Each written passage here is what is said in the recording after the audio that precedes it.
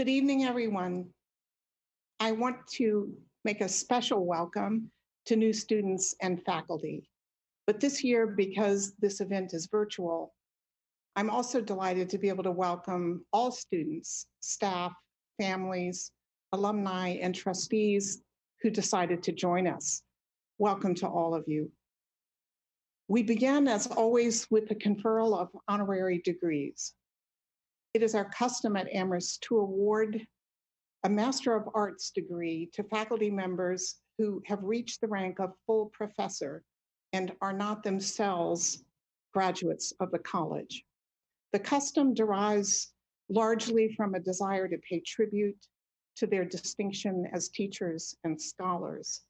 And we hope it also helps keep them close and keep them engaged for their lifetimes to the college. Our Dean of the Faculty and Provost earlier this week,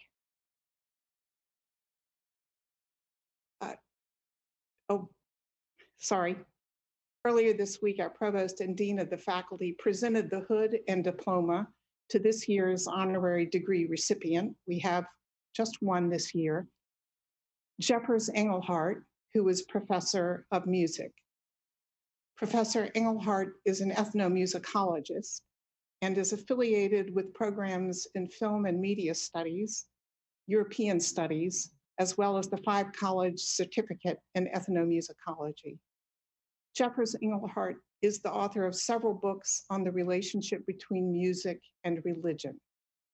Jeffers, I'm so sorry I'm not able to make this pronouncement to you in person, but by virtue of the authority vested in me by the Board of Trustees of Amherst College, I confer upon you the degree Master of Arts, honoris causa, with all the rights and privileges pertaining thereto.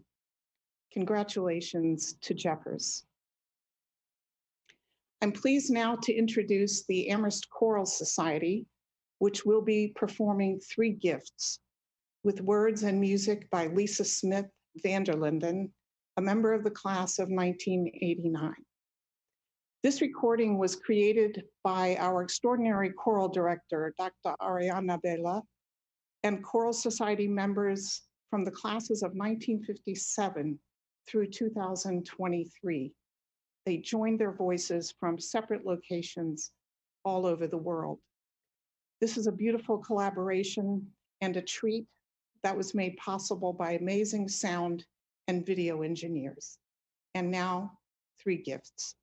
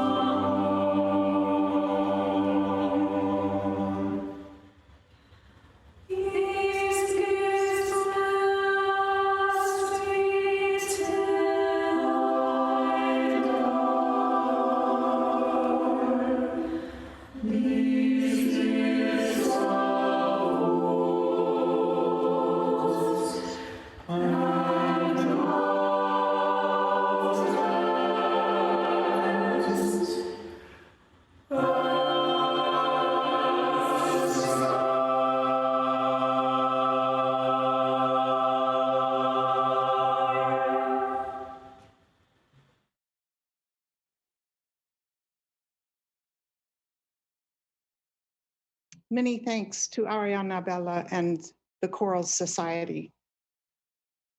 Convocation is a treasured ritual at Amherst. It usually takes place, as you could probably see, in Johnson Chapel, and always on the evening before classes begin. It's a rather formal affair, usually. It's meant to celebrate the start of your academic work at Amherst. The faculty is typically in their academic regalia, which is always a colorful display of the gowns and hoods associated with the universities where they did their doctoral work. The faculty sits in the pews in the front and the center of the chapel, and you, first-year students and transfer students, take your seats, usually around the faculty and in the balcony.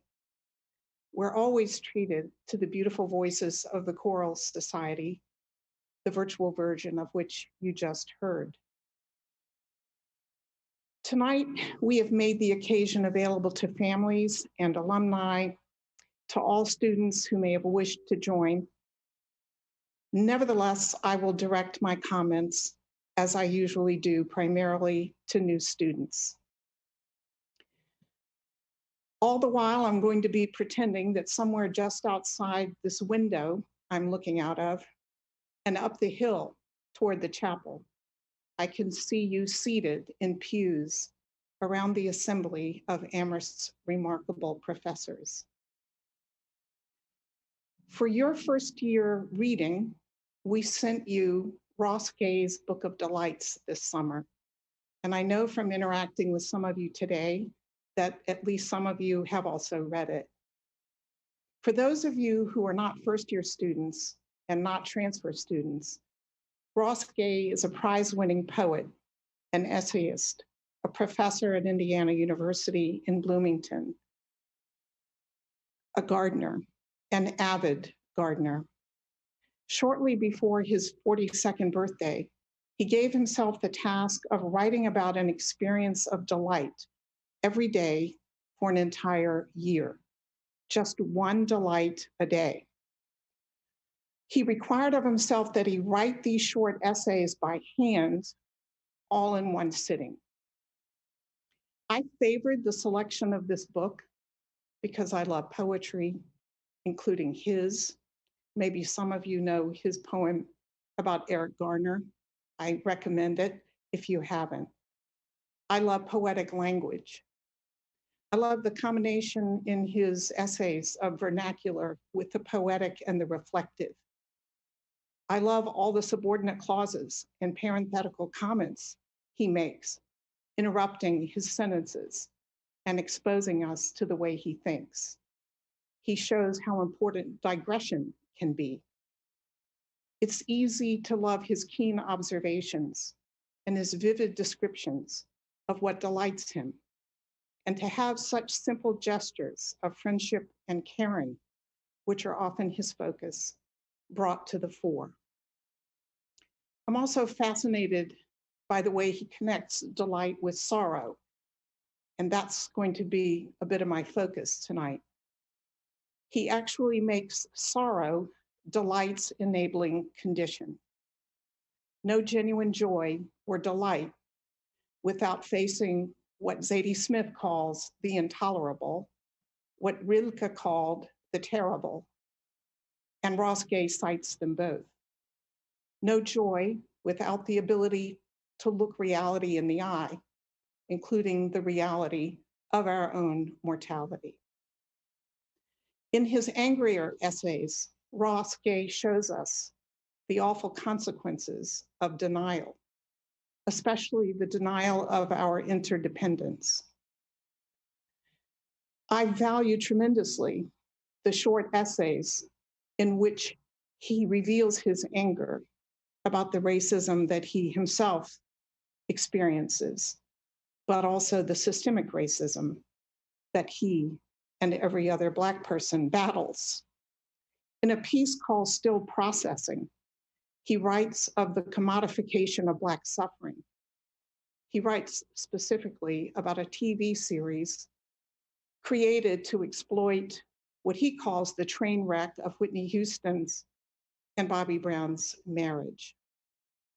What it does, he says, in every single decision that had to be made about how to exploit their family life, is equate Blackness with suffering and suffering with Blackness. And at the end of that essay, he asks the reader, and the delight? The delight, he says, is that you have been reading a book of delights written by a Black person, a book of Black delight, daily as air. We chose the book many months ago, before the ravages of COVID-19 had become apparent, before the many more killings of Black people at the hands of police, and before the massive protests that have forced a reckoning with anti-Black racism and its centrality to systems and institutions that have justice and equality as their stated ideals. There were times this summer when I wondered whether a book called The Book of Delights would seem fitting at this moment if you only looked at the title or the cover. I was curious about its appeal. I hope you have, or that you will read in it and make use of it. It shows in so many different ways the rewards of noticing and reflecting on our delights and their sources in our interdependence. I have experienced a number of delights since you began arriving just over a week ago.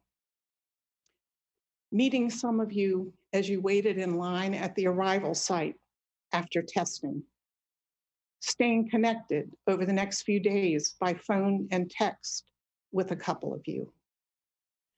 Receiving a note from one of you studying remotely, asking for opportunities to get to know me and for me to get to know you.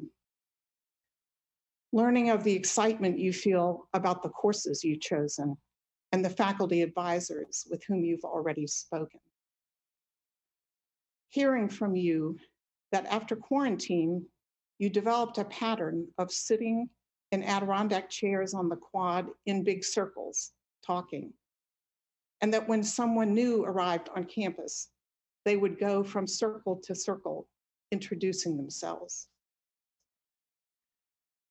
Who would not have loved word of your friendliness toward one another and your development of your own ways of being together, your own pandemic-driven rituals? Finally, admiring the truly extraordinary work that all levels of staff have done to prepare for your arrival, to make it possible to have you on campus and to have you studying remotely, and to move those of you on campus into your residences. Making it possible has taken hundreds and hundreds of people working thousands and thousands of hours, using their imagination, their talent, their craft, their dedication to the importance of undergraduate education. All this work in the midst of a pandemic is an example of our ability to care for one another, or to use Ross Gay's expression, to hold one another in the face of shared losses and even risk. And now that you're here, it is our shared responsibility to protect one another and also to invent new ways of experiencing shared joy. I like to think about how trees protect one another, how they feed one another, as some in this audience will know. I like to think about how invisible or unknown that work is to many people. At this moment, how can we not think of trees as forests burn in California, where homes are lost and lives, along with the astonishing redwoods? Ross Gay urges us to think of trees and to remember we are wrong to imagine that forests exist mostly above ground. The bulk of the tree, the roots, he writes, are reaching through the earth below. This is where sustenance is shared and forests are kept healthy. And Gay's entire book of essays is devoted to pointing at the invisible ways humans care for one another. Until that caring, that learning to care is interrupted by systems of hate and destruction. But back to trees. Ross Gay loves the expression fungal duff, which he tells us is a healthy forest soil that swirls with the life that is made by the dead. A fungal duff is a healthy forest soil that swirls with the life that is made by the dead. The life that is made by the dead. There is constant communication, he says, between the roots and the mycelium, where often the ill or weak or stressed are supported by the strong and the surplus. Without ever saying it in so many words, Ross Gay's book offers this up as a model for human caring. I quote him, fungal ambulances, he writes, ferry nitrogen over from the tree that has extra to the tree that is weak, constantly. This tree to that to this. From trees and mushrooms, he says he has learned, and I quote again, that joy is the mostly invisible, the underground union between us, you and me, which is, among other things, the great fact of our life and the lives of everyone and thing we love going away. Now, this takes some work, this construction. The great fact of our lives is that our lives and other lives are going away, that our lives are transitory. The great fact of our lives that should unite us, according to Ross Gay, is loss. Life and love are contracts with loss, as someone once told me, much to my dismay at the time. Our ability to live and love in the face of this great fact is an existential project. Gay says we could call the fact of our going away sorrow, but he suggests we see it as a union, quoting now, one that once we notice it, once we bring it into the light, must become flower and food, might be joy. I decided to dwell on this particular delight in Gay's book because it goes to the heart of what he so clearly believes, that we cannot have the one without the other. No true joy and no genuine connection without honoring our need for one another, without honoring our vulnerability and acknowledging the great fact that we share with everything and everyone we love, that we are transitory. In another essay, Gay tells us that caring for one another is, however, our default mode. I quote, we are, if we pay attention, in the midst of an almost constant, if subtle caretaking, holding open doors, offering elbows at crosswalks, letting someone else go first, helping with heavy bags, reaching what is too high or what's been dropped, pulling someone back to their feet, stopping at the car wreck, at the struck dog. This caretaking is our default mode, he insists. And I quote him again, it's always a lie that convinces us to act or to believe otherwise, always. It is always a lie that convinces us to believe otherwise. Our job right now here at Amherst is caretaking of one another. But I don't want to make it sound as though it's easy. Even if caretaking is our default mode, We have also learned the many lies that get in its way. And more than that, the things that come naturally to us and are good are not useful in this situation. So, what is required of us now, against incredible odds, including our perfectly natural and good impulses that we take for granted, is the ability to stop and think, to raise what we're doing to the level of consciousness, and to resist, or something friendlier, reroute what we had the impulse to do. Our ways of being friendly, of expressing affection, communicating delight, offering support, signaling attraction, and ferrying nutrients to one another have to take different forms. They require a different approach. In many cases, we have to rely on something other than proximity, other than touch or physical embrace. So we have an opportunity. How do we create a sense of intimacy with others without these things? I keep wondering what the necessary, even if temporary, changes will yield. What lessons might we learn, even for a short period in which wariness of this easily transmitted disease restricts and changes what we can do? What might it yield? What might we learn that will help us when COVID-19 is no longer a threat? Maybe we'll learn something important about our default modes of approaching one another, or what have become default modes of approaching one another. Maybe we could benefit from slowing down, taking more time to listen and observe, develop a better language for talking with each other about proximity and distance, notice and respect each other's boundaries. Maybe we could learn not to make hasty assumptions about who other people are, forced as we are now to take them in from more of a distance and over a longer period of time. Maybe we could build our confidence in the goodwill of other people and their different ways of showing it.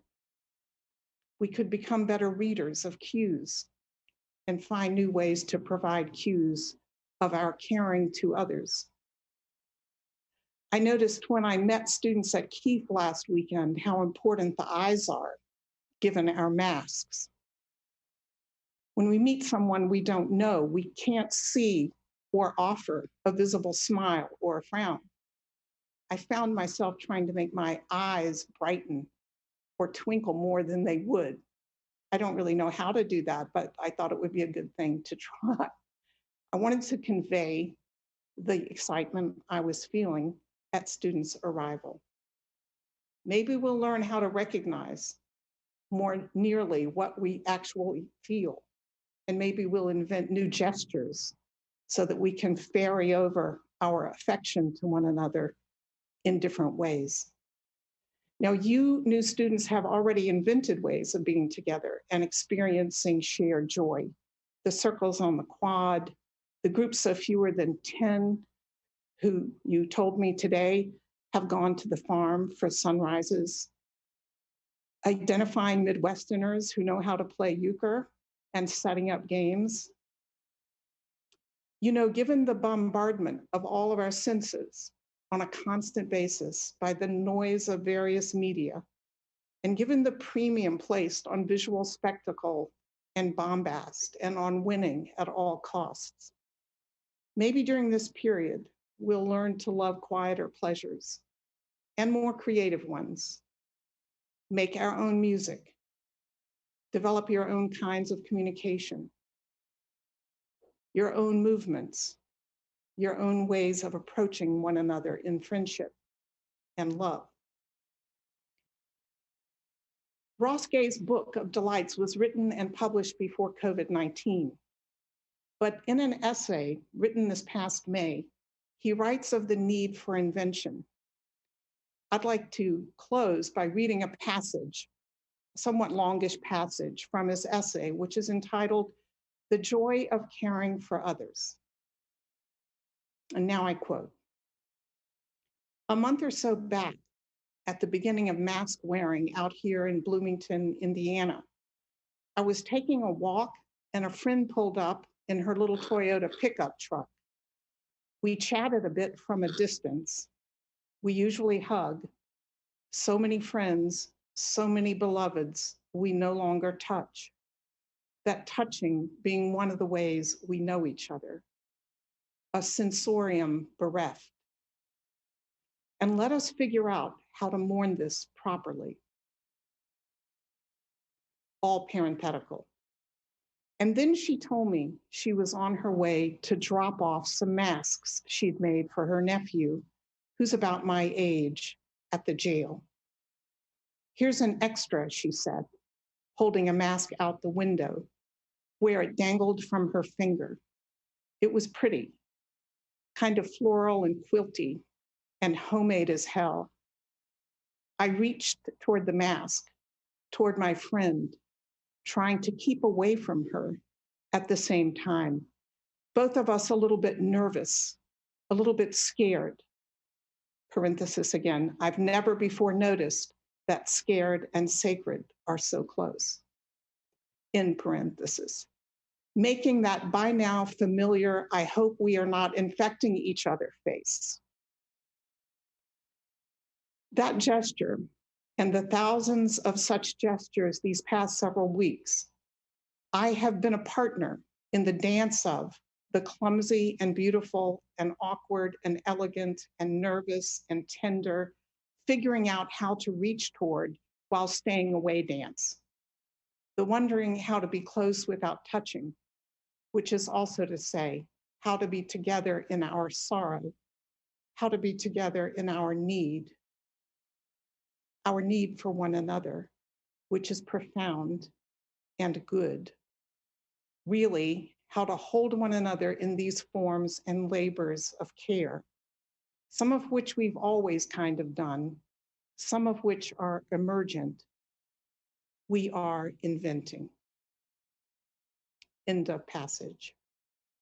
We here at Amherst will be ferrying life and delight-giving care to one another all semester, and depending on where the surplus may be at any given time and where the need.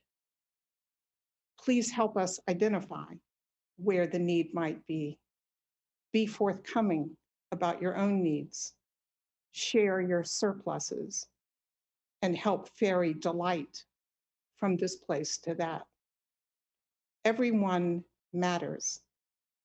Watch out for everyone. Hold your faculty and staff in your minds and in your hearts when you get the urge to go reckless. They are at greater risk than most of you.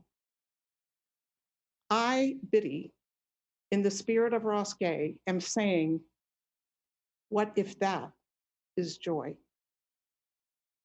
Thank you very much. Before we close, I want to invite the new students to participate in what has become an Amherst tradition, the creation of a word cloud made of your thoughts as you become members of the Amherst community. There's an instruction slide, which I think is visible to new students. These word clouds are made into banners that hang in Keefe Campus Center and Converse Hall as a reminder of what resonated with you as you matriculated. I've appreciated the presence of these banners as a lens into how you think and a reminder of the great variety of things that matter to you. I look forward to seeing what your word cloud looks like this year.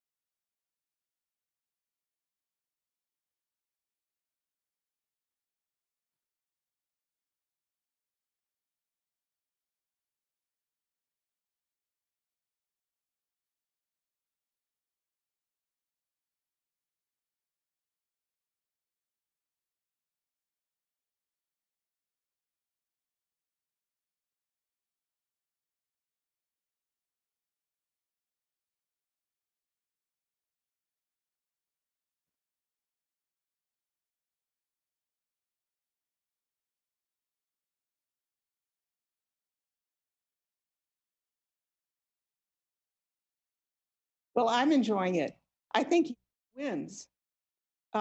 Euchre, love, community, mycelium, love, joy, Adirondack, touching, fungal. Where's Duff? Fungal. Golf. Golf. Someone's thinking about golf.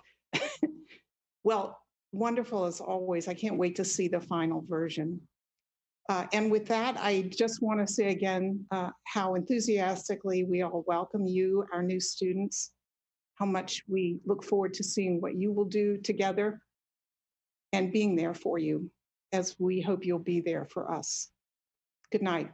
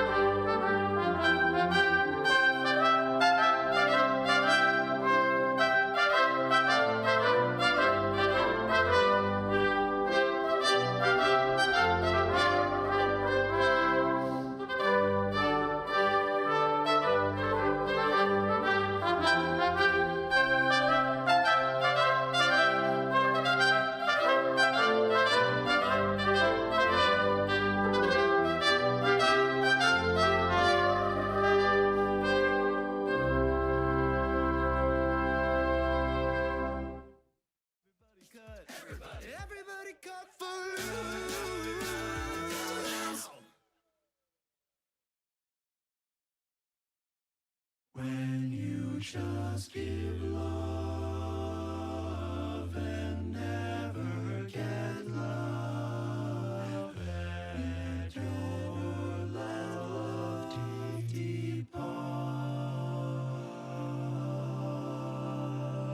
too. I know it's so.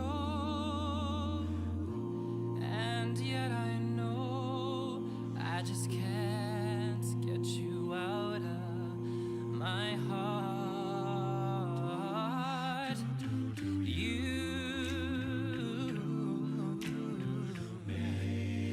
made me leave my happy home.